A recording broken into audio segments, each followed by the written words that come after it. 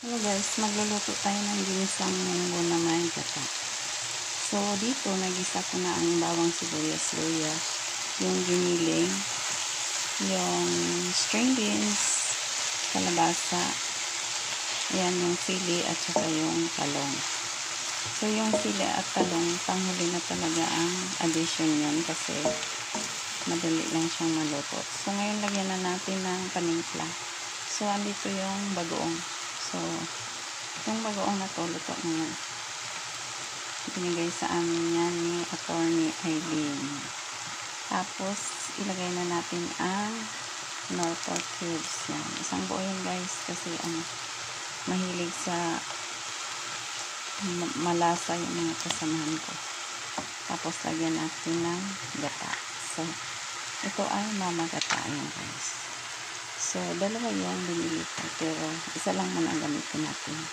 So, in case na magkulang, dagdagan na lang. So, very convenient ito guys, hindi ka naman pipiga. Pero ang lasa niya, parang tunay talaga na gata. So, try niya. So,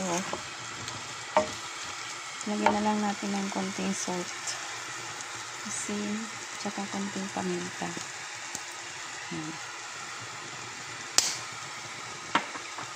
So, mamaya guys, kapag naluto na yung munggo ko, so patayin na natin ang apoy dito. So, mamaya guys, pag naluto na yung munggo ko, lapit-lapit ko. Ayan guys, nagpakulo natin yung munggo. Mamaya pag naluto na yan, pipisain, tapos idagdag dyan sa kawali. So, actually, luto na siya, pero hindi pa totally soft. So, kailangan totally soft. So, kapalin na natin. Tapos lang para mabilis na ito.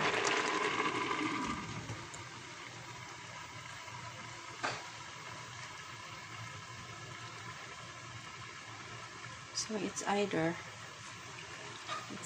dahil mainit na ang kaldero na yun. Pwede ko na rin kaibipat dyan yung sako mga gulay.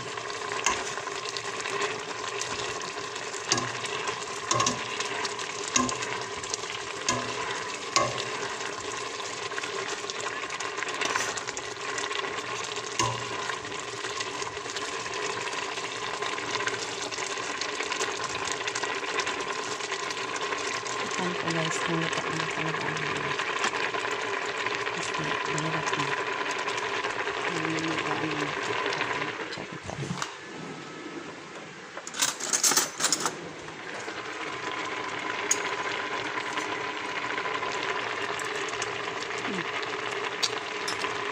Luto na siya guys.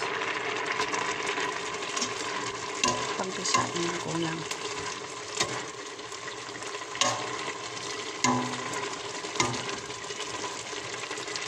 Ang gawin ko kasi alis ko guys, lagay ko na siya kasi medyo matigas pa naman yung talong, so i-add na natin siya dyan. Maluto din naman.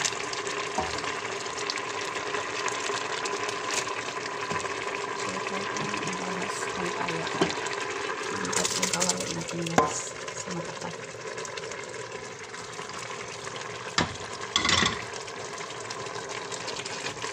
So, hindi ko na siya haluin para nasa ilalim pa rin ang patay na natin ang apoy. Hindi ko ay kuryente. So, madali lang siyang init. Pero, matagal din matanggal ang init sa burner. Yung plate niya. So, anyways,